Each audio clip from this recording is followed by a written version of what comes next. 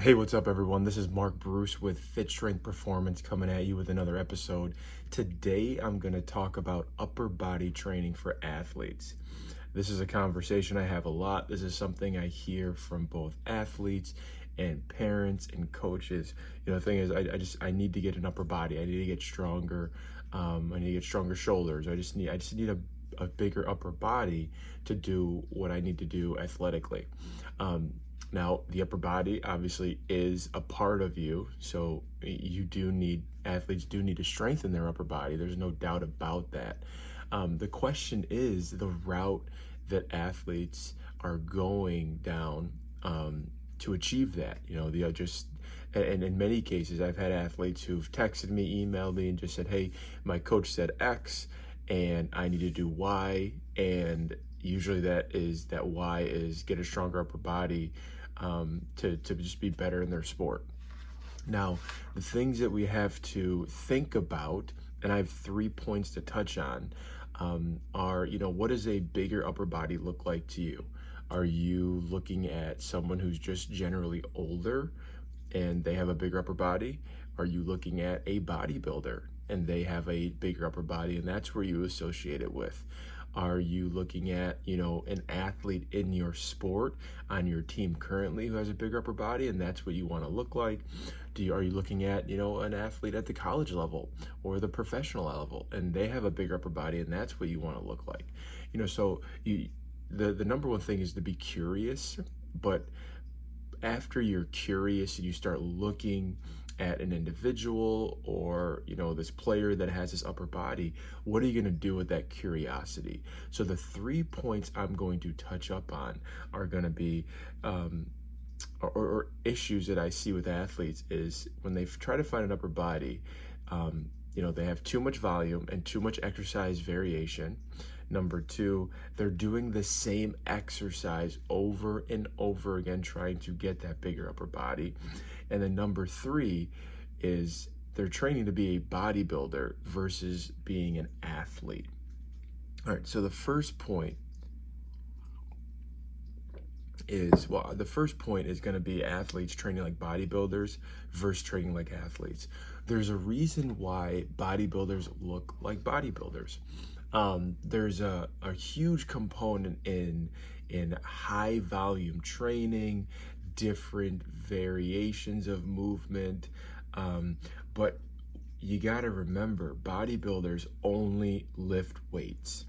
They only lift weights. They'll do cardio. Not kids or adults who are bodybuilders. If you go on bodybuilding.com or go on the internet and see someone who's flexing and they got the biceps, the chest, they got all those upper body muscles. That's all they do. They just lift weights. And the number one difference between a bodybuilder and an athlete is, an athlete does so much more. If you are a volleyball player, basketball player, first of all, if you're in school, you're going to school from 7:30 in the morning until 2:30 in the afternoon. You have volleyball or basketball practice, you have games, you have club, you have weekend tournaments. So that's a lot of energy burned. And then we have to talk about if you are strength training. Because if you are strength training, yes, strength training can enhance your body, can help you become bigger, gain weight, and stronger.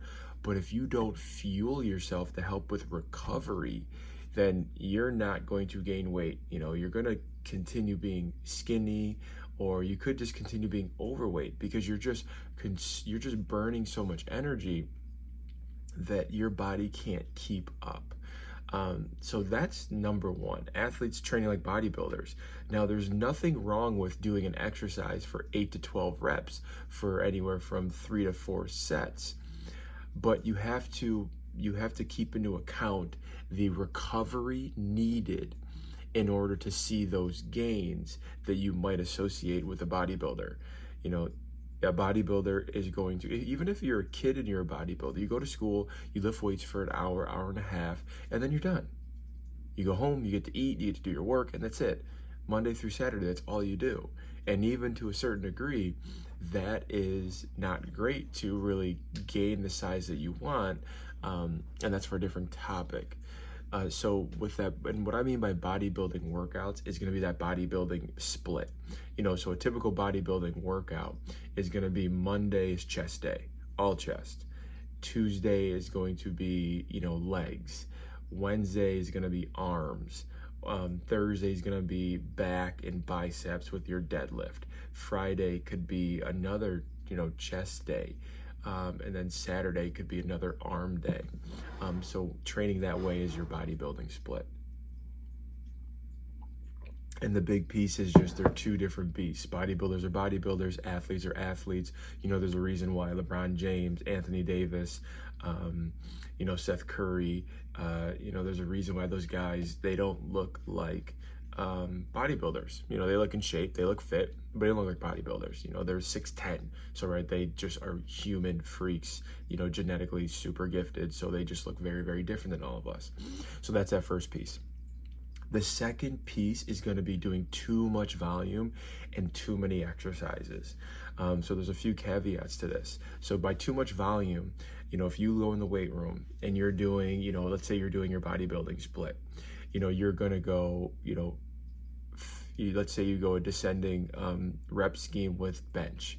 You're going to go 15 reps, 12 reps, 10 reps, 8 reps, 6 reps. So already you've done 15, 27, 8 is 35, 6 is 41. You've done 41 repetitions at a pretty, a stressful weight. Because if you do 15 reps at 90 pounds, you're going to get a burn there. So you're doing some pretty high volume, and then factor in how much weight you are lifting. And then let's say you do a dumbbell incline press, for 4 sets of 10. And then you're going to do you're going to do flies for 4 sets of 8, a lot of volume again. And then you're going to do you do push-ups and rear delts. That's 3 sets of 8 to 12 or 3 sets to a max. That is a ton of volume that your body needs to recover from.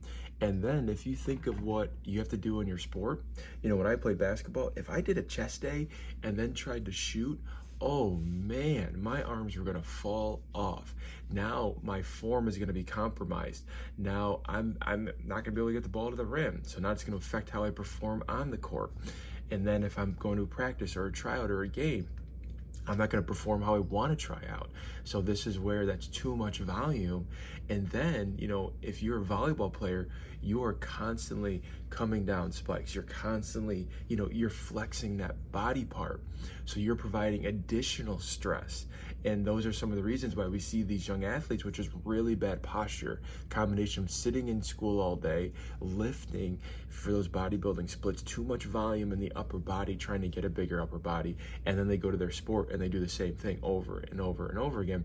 You're just accumulating so much fatigue, metabolic stress, lactic acid buildup. It's just all getting tight. And that's the problem with high volume. You just get tighter and tighter and tighter. That's why you don't want to stretch out because it just hurts because you're so sore. But we've associated sore as achieving the task, achieving the goal. If I'm sore, my workout yesterday was very good, so then I'm going to get bigger. Doesn't always mean that way because it's all about recovery and adaptation. So with too much volume also comes with too many exercises. I've heard it a lot. If I have an athlete coming to the gym once or twice a week, it's the assumption that we are going to achieve their goal if they come once a week. We will be able to achieve a goal. If you train with me once a week, we're going to achieve one goal. Depending on genetics, depending on what you take away and what you do outside of the gym, we may be able to tackle like 3. So if you're coming into the gym, we might be able to improve your mobility, flexibility. We might be able to improve your strength overall. And then that might lead to being, more explosive. But a lot of times, athletes are seeing, 2 to 3 goals achieved. They come once a week. And then if they come twice a week, right, it could be anywhere from 3 to 4. Or we just get to maximize those goals. So, a lot of times athletes want to do everything in one session. I want to get my body stronger, I want to get my upper body stronger in this session. So I'm going to do 12 to 15 exercises. I'm going to do a bench press. I'm going to do a incline press. I'm going to do a shoulder press. I'm going to do a lateral raise, a dip, a bicep curl. I'm going to do, 3 exercises of abs. I'm going to do, rear delt flies. I'm going to do push-ups. I'm going to try to carry, do farmer's carries for a ton of reps. That's just so many exercises, so much volume, and we're not factoring in what you're doing outside of the gym, because it's all about adaptation and recovery. So if you're doing all those exercises, all that volume, and you undereat, and you're overprescribed when it comes to practice and games and tournaments, you're not going to see the results. Right? You're just going to keep beating a dead horse. When you work out and you train, you produce cortisol. And that's a good thing, because you're in a sympathetic state, you're producing cortisol, you're breaking things down, but you need to then get into an anabolic parasympathetic state where you can then rebuild. That's why we're seeing athletes, if you have knee pain and, you take 10 days off, the knee pain goes away, right? Because you let your body relax, calm, some tissue tendon may have, rebuilt, but then you go back and you're 10 more days in a row of your sport, so you broke everything down again and you didn't let things heal. Same thing goes with you trying to get a bigger upper body. So with that, you can get a bigger upper body if you just do 3 exercises in your session. And that's why I like total body sessions. But at the end of the day, if you did a typical upper body day, and I tell a lot of my older athletes this who like to lift on your own, if you went in, and there's a post on Instagram where I gave 7 exercises, you could go in and do a dumbbell bench press with a resistance band single arm row. You can do 4 sets of 6, for the bench press, and 3 sets of 8 with the row, or 12 with the row, whatever you want to do. Then we did a landmine press supersetted with an inverted row. So 4 sets of anywhere from 6 to 8 each arm with the landmine press, 3 sets of 8 to 10 for the inverted row. Or you can just max out, go to as many reps as possible. And then we did a push-up for your C block with a core. The thing is, you have to train intensely with those exercises that are prescribed. So right there, it was just 6 exercises, because that allows you to have time to recover afterwards. But if you're someone that goes in and you just hit 15 reps of your bench press, yeah, you're gonna be tired and sore. But again, that's not intense. We do know when you train at 6 to 8 reps, building strength will help you get bigger. So you don't have to train 10, 12, 15, 20 reps to get bigger. You'll get really, really sore, but that doesn't mean you're going to get bigger. So that second piece again is too much volume, too much variability, too many exercises in one session because you don't have extra time to recover. There's still only 24 hours in a day, 168 hours in a week. So you got to factor in the recovery time when you factor in your training time. And then the last one is in doing the same exercises every time, right? When you type into Google how to get a bigger upper body, you're gonna do your bench press. And so athletes go in the weight room every single Monday and they hit bench every Monday. It doesn't mean that you can't do that, but again, I want you as an athlete to stop thinking about being a bodybuilder and start thinking about being an athlete and doing upper body days versus chest days. And that doesn't mean, and that does mean you can go in and hit chest on Monday as one of your upper body lifts.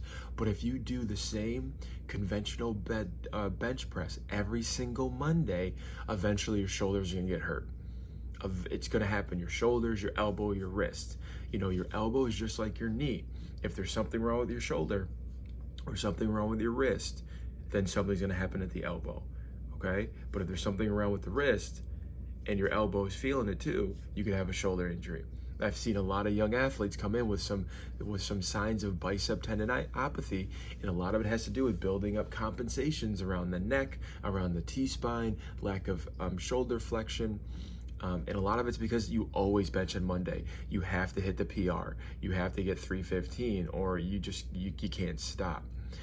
But what you could do is for 4 weeks, you could do a straight bar bench press. And then for the next 4 weeks, you could do a multi-grip bar bench press. And then for the next 4 weeks, you could do a dumbbell neutral grip bench press, right? So you're changing the stress on that same joint, because there's some research that shows that bench pressing, it's going to limit your movement. And I'm going to get into it in that conversation in my next episode. So change up what you're doing, trying to get a bigger upper body. Because again, do you want a bigger upper body or do you want a bigger chest? That's the thing. Like when you see a volleyball player or basketball player, do they have this giant bodybuilding sized chest, or do they just look strong on their upper body? Because if that's the case, if you went in and just did a dumbbell bench press, you did a heavy landmine press, you did some heavy rows, and you did some carries, you would get a bigger upper body. When you hold two heavy dumbbells, there